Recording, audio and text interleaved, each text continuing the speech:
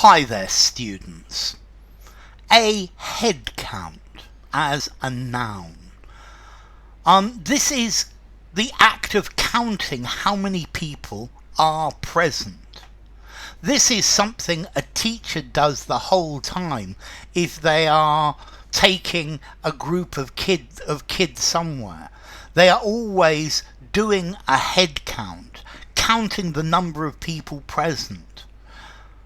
This is slightly different from the roll call at the beginning of the day, where you check who is present as well. A head count is counting the number of heads, counting the number of people. So making sure that you've got the right number of people in your group and you haven't lost anyone along the way. Or again, the number of people in the group, that's the head count. So the head count should be 26 students. There should be a head count of 26 students. So the number of people to do a head count, the teacher did a head count before everybody got back on the bus. But we also use this head count to talk about the number of people in a company. The staff of a company, they very often use head count to talk about the staff of a company, or the number of people at an event. When there's a demonstration, there is normally a head count by the organisers, which is normally much higher than any independent head count. But very often the company is decreasing its head count because times are hard. The head count in a place, the head count in the square was at least 5,000 people. The head count, the number of people that go to visit a place.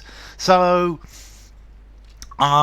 countries are often very concerned about the head count of tourists who come to visit their country each year. Now, I found a really nice or business euphemism, head count rationalization. This is talking about sacking people, laying people off, and reducing the number of individuals working for a company. You could use a head count to the support that something has. There are 28 members of the board, and at the latest head count we have 13 who support us, and various other ones maybe sitting on the fence. So a head count of public employees. The company has increased its headcount to finish this plan or this project on time. Firms are less optimistic and cutting headcount because they feel that bad times are ahead. The head count of public sector workers increased by 10% last year. Last year they shed 500 jobs, and they're going to reduce head count again this year.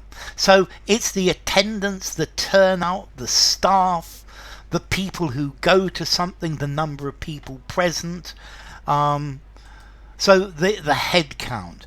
A shop is interested in the head count of people who come into the shop each day, or maybe a head count of the people that walk past the shop in the street. But a head count is not the easiest thing to do, even for a teacher who has to count 30 kids. It can be difficult to know if you've counted the same person twice. So to take a head count, Okay, the head count. Times were hard and the company didn't want to increase its head count. Yeah, the number of people working for it.